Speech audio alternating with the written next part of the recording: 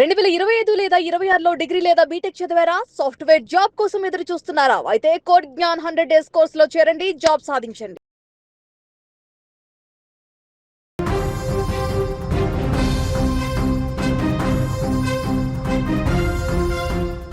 Drunk and drive పై ఎన్ని అవగాహన సదస్సులు నిర్వహించినా, పోలీసులు వేలలో జరిమానాలు విధిస్తున్నా, కోర్టులు జైలు శిక్షలు వేస్తున్నా, కొందరు తాగుబోతు రాక్షసుల్లో మాత్రం ఏమాత్రం మార్పు రావడం లేదు.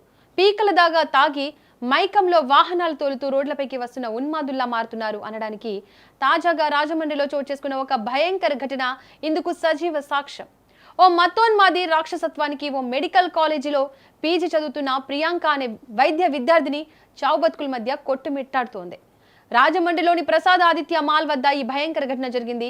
నామవరానికి చెందిన దాస్యంత్ జోసెఫ్ అనే ఇద్దరు యువకులు పీకల దాకా మద్యం సేవించి మాల్ లోపలికి వెళ్లేందుకు ప్రయత్నించారు.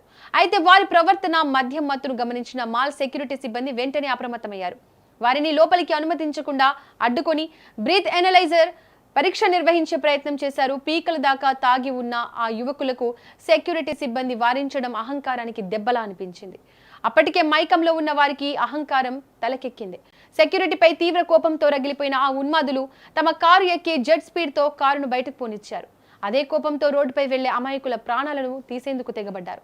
సరిగ్గా అదే సమయంలో మాల్ గేటు ముందు నుంచి ఒక స్కూటీపై జిఎస్ఎల్ మెడికల్ కాలేజ్ పీజీ విద్యార్థిని ప్రియాంక తన స్నేహితుడితో కలిసి వెళ్తోంది.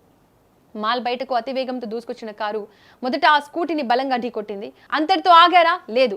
సీసీటీవీ ఫుటేజ్ పరిశీలిస్తే ఒళ్ళు జలధరించే నిజాలు బయటపడ్డాయి. మొదటగా ప్రియాంక ప్రయాణిస్తున్న స్కూటీని ఢీకొట్టారు. అయితే అది క్యాజువల్ గా జరిగింది అనుకుని వాళ్ళు సైలెంట్ గా ఉన్నారు. మళ్ళీ సెకండ్ల వ్యవధిలో మరోసారి ఢీకొట్టారు. ఇక మూడోసారి మరింత స్పీడ్ గా కారును ముందుకు పోనిచ్చారు. అయితే ఆ దెబ్బకి స్కూటీ వెనకాల కూర్చున్న ప్రియాంక కింద పడిపోయింది. దీంతో ఆమె తలపై నుంచి కారు వేగంగా వెళ్లడంతో ప్రియాంకకు తీవ్ర గాయాలయ్యాయి. ప్రస్తుతం ఆసుపత్రిలో చావు బతుకుల మధ్య ప్రియాంక కొట్టుమిట్టాడుతోంది.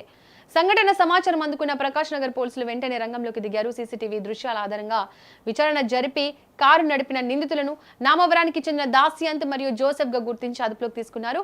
పోలీసులు జరిపిన పరీక్షల్లో నిందితులు పీకల దాకా మద్యం తాగి ఉన్నట్లు నిర్ధారణ అయింది. అయితే కేవలం వీరికి మద్యం మత్తు మాత్రమే కాదు, వీరికి ఉన్న ధనహంకారం, చట్టాలంటే భయం లేకపోవడమే ఈ ప్రమాదానికి కారణమని స్థానికులు మండిపడుతున్నారు. ఇప్పుడు ఈ ఘటనపై రాష్ట్ర వ్యాప్తంగా ఆగ్రహ జ్వాలలు వ్యక్తమవుతున్నాయి. సీసీటీవీ దృశ్యాల్లో క్లియర్ గా కనిపిస్తోంది. ఒకసారి కాదు, 2 సార్లు కాదు, ఏకంగా 3 సార్లు స్కూటీని ప్రియాంకను కారుతో ఢీకొట్టారు. కాబట్టి దీనికి కేవలం హిట్ అండ్ రన్ లేదా యాక్సిడెంట్ కేసుగా మాత్రమే పరిగణించకూడదని, నిందితులను కఠినంగా శిక్షించాలని డిమాండ్లు చేస్తున్నారు.